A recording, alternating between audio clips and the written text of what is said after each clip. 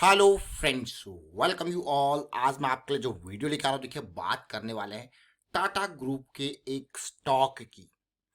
30 से लेके 300 तक का सफर एक झटके में, मतलब 1 लाख हो गए 10 लाख, वो भी एक झटके में। अब आप कहोगे यार क्या बात कर रहे हो, लेकिन जब स्टॉक आसमान पे पहुंच जाता है तो भाई क्या बढ़ जाता है, रिस्क। क्या होना पड़ता है, अलर्ट। लेकिन जब वो आसमान पे पहुंच जाता है तो उसके साथ साथ वो मीडिया की नजरों में आ जाता है। मीडिया की नजरों में आता है तो भाई वहां पे बड़े बड़े टारगेट्स आपको देखने को मिलते हैं, बड़े बड़े सपने उस स्टॉक से आपको देखने को मिलते हैं। लेकिन वहां पे स्मार्ट मनी ऑलरेडी बिल्कुल ऐसा बिल्कुल टारगेट लगा के बैठे होते हैं, भाई तुम खरीदो हम बेचें। समझ रहे हो इस पार्ट को। अब होता है हैंड्स का एक्सचेंज। मीडिया की नजरों में आने के बाद वो लोग स्टॉक पे नजर लगाए बैठे होते हैं जो स्मार्ट मनी की चाल को नहीं समझ रहे हैं। लेकिन धीरे धीरे माल चिपका दिया जाता है उन लोगों को और स्मार्ट मनी बुक करके बैठ जाता है।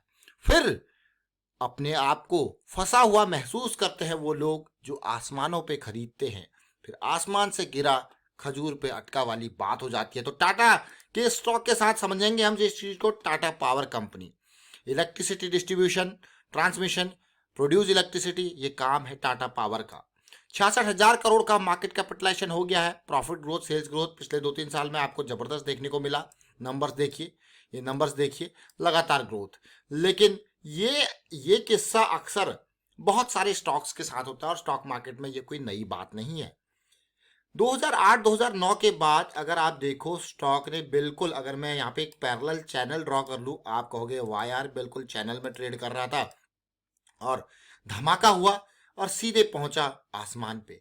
और अगर आप इस लेवल को देखो तो ये देखिए, ये 30 का लेवल, बल्कि 26-27 का लेवल था, मैं तो 30 का आपको बता रहा हूँ। ये देखिए 300 के राउंड तक, मतलब 10 गुना।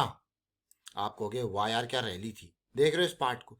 लेकिन क्या आपने देखा इतनी बड़ी रैली के बावजूद क्या कोई अच्छा करेक्शन आया? क्या कोई हेल्दी करेक्शन आया? क्या आपको देखने को मिला? आप कहोगे जी नहीं, छोटे छोटे करेक्शंस देखने को मिले लेकिन कोई हेल्दी करेक्शन नहीं देखने को मिला।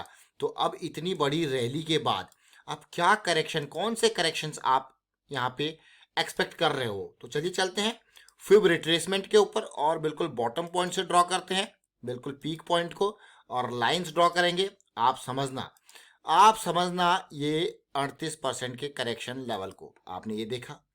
आप समझना अगले यानी कि 50% के लेवल को आपने देखा 161।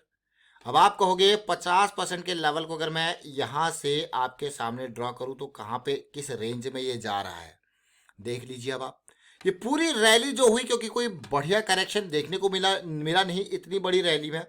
अब इस रेंज को देखिए 62% वाली। अब अगली रेंज को देखेंगे जो कि हमारी 78% है और इन बिटवीन इसके भी आप एक पॉइंट को देख सकते हो, ये वाला पॉइंट। अब आप कहोगे यार ये क्या सिचुएशन बन गई, ये सारी मैंने आपको पॉइंट्स ड्रॉ करके देख दिए। अब आपको मैं इसको पॉइंट को रिमूव कर देता हूं। अब आप समझिए कौन से पॉइंट्स आपके लिए इंपॉर्टेंट होने वाले हैं। क्या पिछला रेजिस्टेंस एरिया कंसोलिडेशन का काम कर सकता है, यानी कि ये जोन ये वाला जोन से ये जोन 130 से 160 का एरिया इंपॉर्टेंट हो सकता है। क्यों ये इंपॉर्टेंट हो सकता है अगर हम करेक्शन की एक्सपेक्टेशन यहाँ पे कर रहे हैं? क्योंकि ये 50% से लेके 62% वाली रेंज है, इम्पल्स करेक्शन। देखिए लेकिन अक्सर होता क्या है, अब बहुत सारे लोग जैसे मैंने आपको कहा वो इन लेवल्स पे बाय कर रहे होंगे। क्या कभी आपने सोचा है अगर मैं 300 पे इसको खरीद रहा हूं तो मेरा स्टॉप लॉस, मेरा रिस्क क्या होगा? जनरली कभी भी हो, हम ये सोचते हैं कभी भी किसी भी स्टॉक को बाय करते हैं कि हाँ इस एरिया में अगर मैं इसको बाय कर रहा हूं तो मैक्स लॉस मेरा यहां पे डिफाइंड है, इस एरिया में बाय कर रहा हूं तो मेरा मैक्स लॉस यहां पे डिफाइंड है। इसका मतलब मेरा प्लान फेल हो जाएगा। ये स्टॉक मेरे प्लान, मेरी थीसिस, मेरी सोच के अगेंस्ट जाने लग गया है। मैंने ये सोच के बैठा हूं लेकिन ये इस तरीके से जाने लग गया है, तो मतलब एग्जिट। समझ रहे हो? ये एक्सेप्ट करना कोई बुरी बात नहीं है कि आपने जो डायरेक्शन, जो प्लानिंग करी थी वो गलत हो गई है। ये देखिए इम्पॉर्टेंट। तो इसीलिए यहाँ पे आपको फंसा हुआ महसूस आप करते हो जब आप निकलते नहीं हो, क्योंकि आपने रिस्क मैनेजमेंट के बारे में कभी प्लानिंग करी नहीं, कभी सोचा ही नहीं है। चाहे टाटा का स्टॉक हो या महिंद्रा का या फिर हो बजाज का, ये नाम जरूर है, ब्रांड जरूर है, लेकिन हर किसी के साथ प्लानिंग आपकी चलेगी। चाहे कोई भी स्टॉक हो, चाहे इंट्राडे हो, लॉन्ग टर्म हो, प्लानिंग आपकी चलेगी, डिसीजन आपका चलेगा, रिस्क मैनेजमेंट भी आपको ही करना पड़ेगा, क्योंकि पैसा आपका है। समझो इस पार्ट को। आप ये भूल जाते हो कि स्टॉक में पैसा लगा दिया, वो पैसा दूसरे का नहीं है, वो आपका है। इसीलिए रिस्क मैनेजमेंट के बारे में सोचें और समझें, और उम्मीद करता हूँ पिछले 6 महीने में आपको जरूर ध्यान गया होगा रिस्क मैनेजमेंट के बारे में।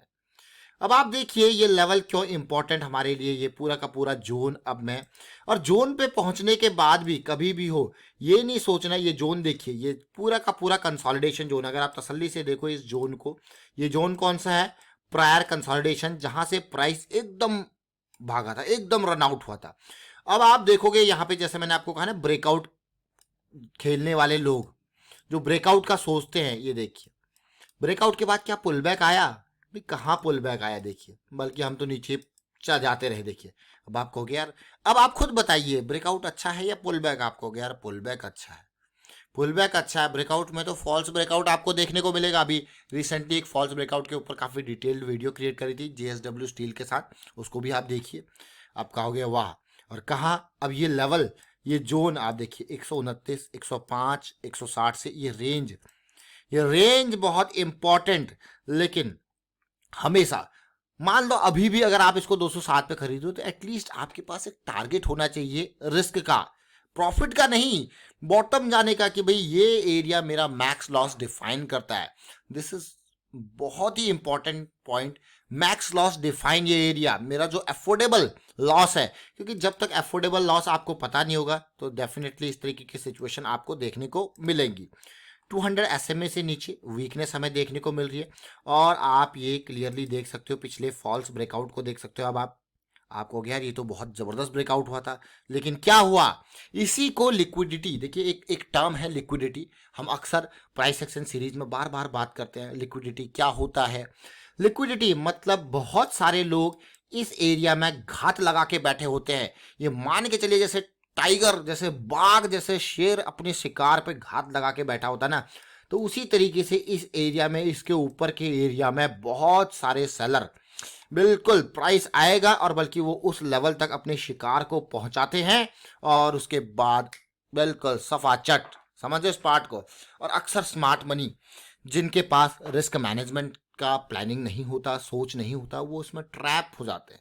लेकिन कुछ लोग यहाँ पे इस शिकारी के हाथ आते हुए भी निकल जाते हैं, क्योंकि उनको पता है कि भाई फंस चुके हैं, लेकिन जल्दी निकलना बढ़िया है। अगर हम जल्दी निकल गए तो इस 280 से 180 तक में हमारा जो है यहाँ पे इतना बड़ा लॉस हमें 100 पॉइंट का बच गया।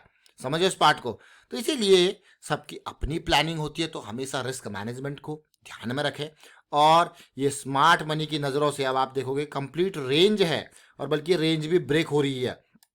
200 SMA प्राइस जब तक यहाँ पे हो, इससे ऊपर होता है तो सपोर्ट का काम, अब ये रेजिस्टेंस का भी काम यहाँ पे कर सकता है। तो इसीलिए अलर्ट जरूर है। लेकिन ये स्टॉक्स, आप बहुत सारे कमेंट्स हमारे पास आते हैं रिकमेंडेशन के ऊपर। देखिए ये रिकमेंडेशन नहीं, जितनी भी वीडियोस आपके पास आती है इनको रिकमेंडेशन या टिप्स ना समझें। इनमें सबसे इंपॉर्टेंट बात, जो लर्निंग आपके साथ शेयर की जाती है, उस लर्निंग को समझने की कोशिश कीजिए। इसीलिए हमने बिल्कुल प्राइस एक्शन की सीरीज आप लोगों के लिए तैयार कर रखी है, उसको देखिए। और ये सारी चीज़ें हम जीरोधा के काइट प्लेटफॉर्म पे एनालाइज करके आपको बताते हैं, जो कि ट्रेडिंग व्यू वाला सेटअप है।